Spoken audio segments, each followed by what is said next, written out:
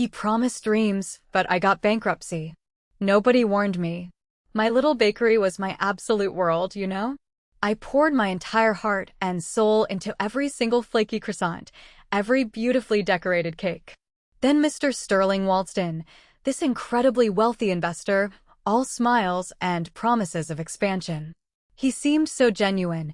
His words were like pure sugar, full of sweet encouragement and visions of success. He invested a good chunk of money, and honestly, my business started to absolutely soar. I trusted him completely, with everything. The betrayal, though, it was just so swift and unbelievably brutal. Sterling had been systematically, and I mean systematically, siphoning off funds. He left my beloved business teetering on the absolute edge of bankruptcy.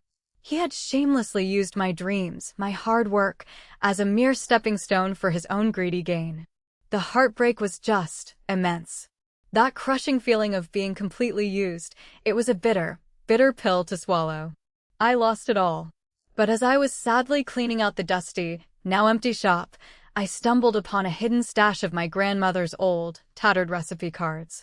One, in particular, just seemed to leap out at me. A recipe for this incredibly potent, homemade liquor, a true family secret passed down through generations. A wild, audacious plan slowly began to form in my mind.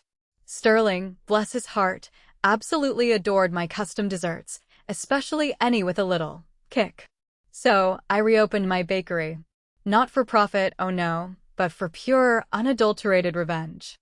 I painstakingly recreated my grandmother's legendary recipe, discreetly but deliberately infusing my baked goods with a mild, yet potent, alcoholic essence. Sterling, predictably, was my very first customer, ordering a dozen of his absolute favorite eclairs. The dark humor of the entire situation, it wasn't lost on me at all. He devoured them, completely and utterly oblivious to the impending doom. The very next day, he was noticeably sluggish, disoriented. His usual sharp, business-savvy demeanor was just dulled. Word started to quietly spread about my special pastries, and soon enough, Mr. Sterling found himself in a perpetual state of mild, yet undeniable, intoxication. His important business dealings, naturally, began to suffer immensely.